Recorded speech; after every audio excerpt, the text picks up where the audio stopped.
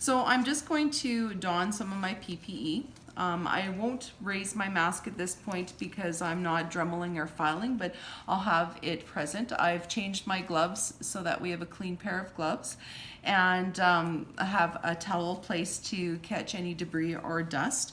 I have all of my foot care items in a clean case. I sterilized them. They are brand new, so I've sterilized them so that they are good to go for this client, and have lotions and so on available to me. So the first thing I'm going to do is I am going to use unscented baby wipes to just clean her foot. Her foot is in very good condition, and it is clean, but I'm just going to clean it. Give it a good wipe to make sure that if there was anything on there, any dirt or debris, especially the bottoms of the feet, and it gives me another opportunity to assess the foot between the toes, as we all get fuzzies and debris between our toes. So I am just going to clean her foot, make sure everything is good to go.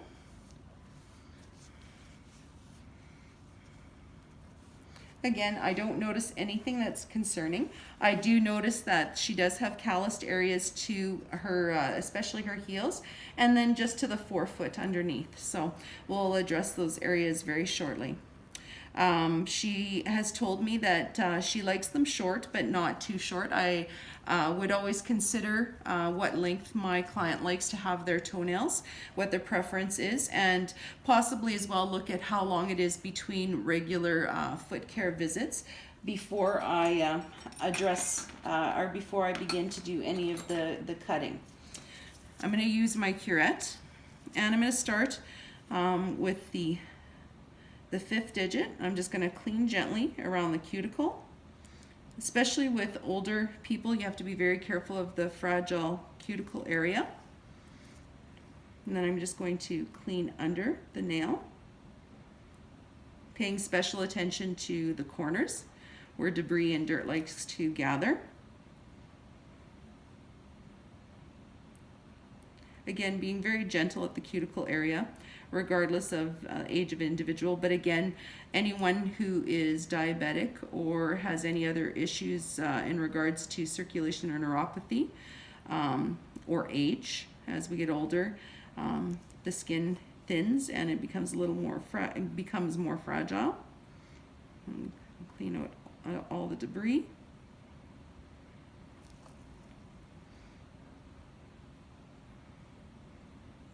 Again, I'd ask her whether or not she's comfortable, and if anything is bothering her as I'm working along here, if there's any areas that are hurting her or bothering her, I would want to address those and keep note of those.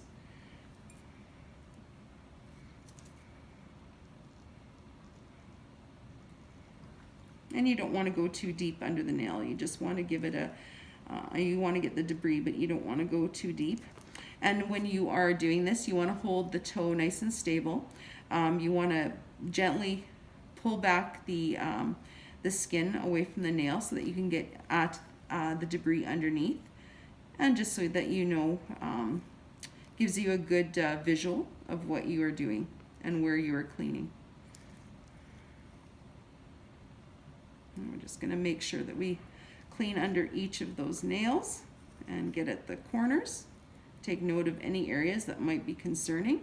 And again, if she says anything, if my client says that she has some issues or something's bothering her, then I would take note of that and document that.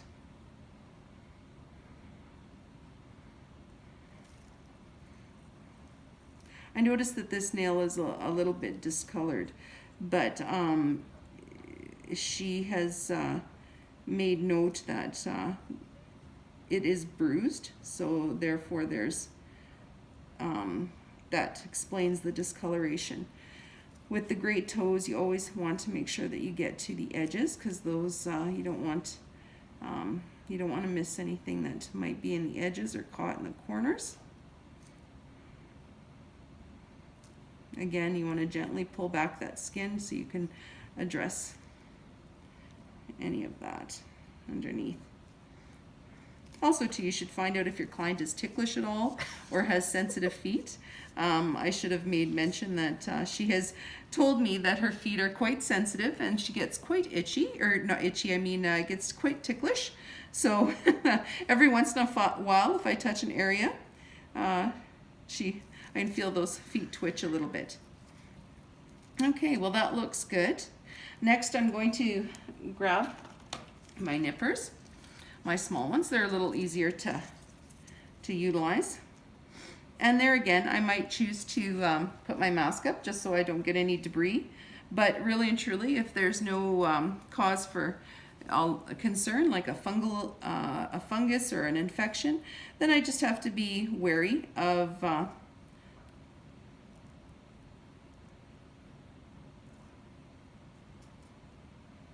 we're just going to gently nip at those nails.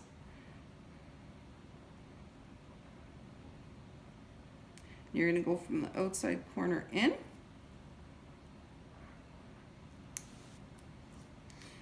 Again, you want to make sure you stabilize the toe and hold that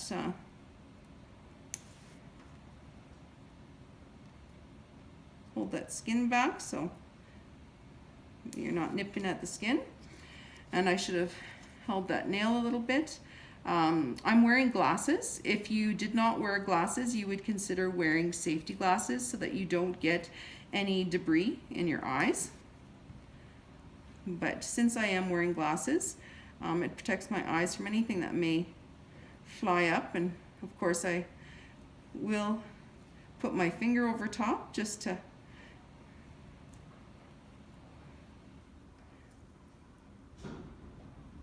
so I'm just gently nipping at the tops of these nails. Like she said, they don't need to be short, but a workable length. Her nails actually are not very thick and they're not thin, so they actually clip quite easily. If it was a little thicker nail, you might want to use the larger nippers, or consider filing them to Dremel them a little bit to assist with shortening them.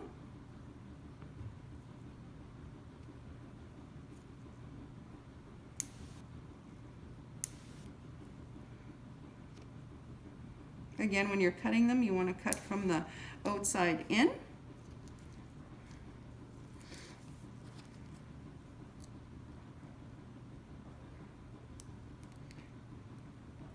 She said this toe has had a little bit of trauma recently, so we are going to be very careful with it.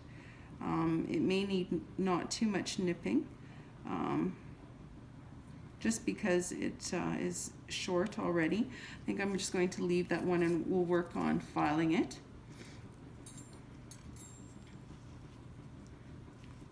And then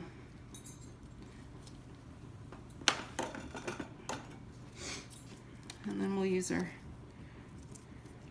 file, our blacks file, to get in here to see if we have any spiculas that are left at the corners. Make sure that we address those. Again, this nail has suffered a little bit of trauma. We just want to ensure that it's not going to start to ingrow into that skin at the very top, into the corner. So you get in there with a bit of a file. Just give those nails a bit of a shape. Get at the corners. It's good for getting at the corners.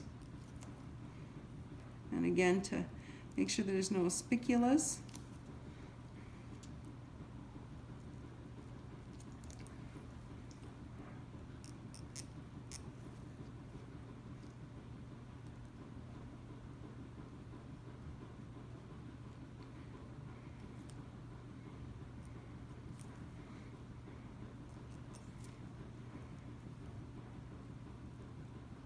Again, make sure we have no spiculas. Hold those toes nice and stable. All right, and that is how you cut and shape the nail.